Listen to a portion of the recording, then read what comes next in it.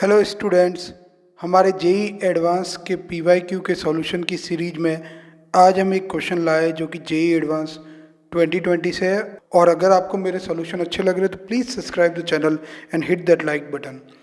A small roller of diameter 20 centimeter has an axle of diameter 10 centimeter. It is on a horizontal floor and a meter scale is positioned horizontally on its axle with one edge of the scale on top of the axle. The scale is now pushed slowly on the axle so that it moves without slipping on the axle. The roller start rolling without slipping.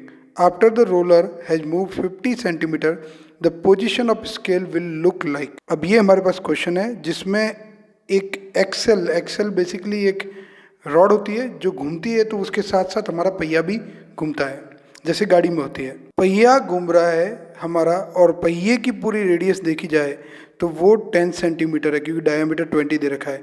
जबकि जो scale Excel के ऊपर जो role कर रही है यानी move कर रही है उसकी एक्सेल की जो रेडियस है वो 5 सेंटीमीटर है। अपन को इन चारों फिगर में से बताना है कि 50 सेंटीमीटर जब रोलर चल जाएगा तो हमारी स्केल की पोजीशन क्या होगी या स्केल कितना आगे बढ़ जाएगी।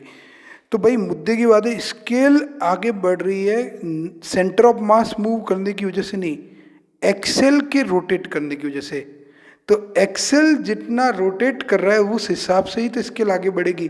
तो देखो बहुत ही सिंपल है, दो मेथड से करवा सकता हूँ। पहले तो हम निकाल देते हैं कि जब रोलर पूरा 50 सेंटीमीटर चला है तो उसने कितने राउंड किए। तो सपोज n राउंड किया है तो एक राउंड में कितना चला होगा 2πr, तो n राउंड में कितना चला होगा n इंटू 2πr, वो कितना है 50। तो इससे हमको n की वैल्यू मिल गई, वो है 50/2πr।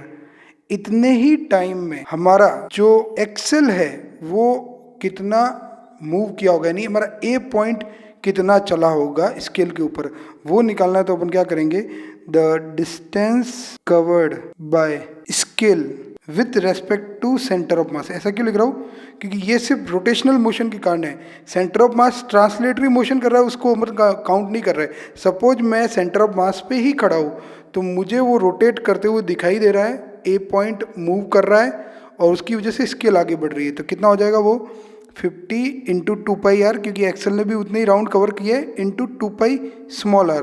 और जब आप इसको सॉल्व करोगे तो simply 50/r capital that is 10 और स्मॉल r दैट इज 5। तो आप इसको सॉल्व करोगे तो 25 सेंटीमीटर, यानी स्केल जो है जो ए पॉइंट के टच में है वो 25 सेंटीमीटर आगे बढ़ चुकी है। तो 25 सेंटीमीटर आगे कौन से डायग्राम में बढ़ी है, फर्स्ट में 50 है, सेकेंड में 75 है, सेकेंड में 25 है। तो सेकंड यानी बी हमारा आंसर हो जाएगा। इस क्वेश्चन को एक और मेथड से कर सकते हैं, उसके लिए मैंने एक डायग्राम बना रखा है।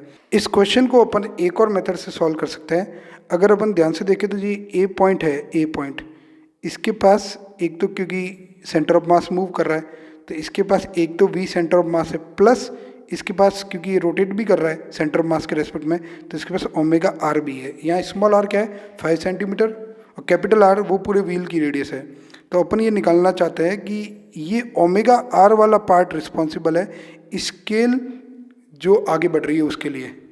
स्केल एक तो आगे बढ़ रही है सेंटर ऑफ मास आगे बढ़ने की वजह से, और एक स्केल आगे बढ़ रही है ए पॉइंट पे ओमेगा आर की वजह से, क्योंकि A point V centre of mass से चल रहा है, स्केल भी वी सेंटर ऑफ मास से चल रही है, स्केल आगे बढ़ रही है ओमेगा आर से। तो अपन निकालना चाहते हैं जितने टाइम में हमारा व्हील 50 सेंटीमीटर चला है, सपोज वो डेल्टा टी टाइम में, तो उतने ही टाइम में omega r into delta t कितना है वो निकालना चाहते हैं हम।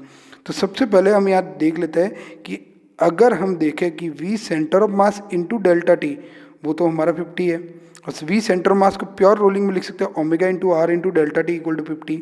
ओमेगा इंटू डेल्टा टी निकाल तो वो कितना आ जाएगा 50 बाय कैपिटल आर, और कैपिटल आर 10 है तो ये आ जाएगा 5।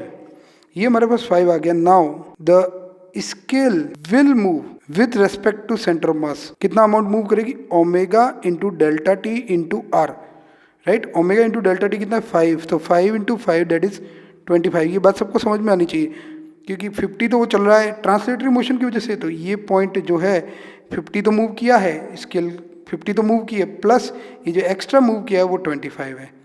Thank you.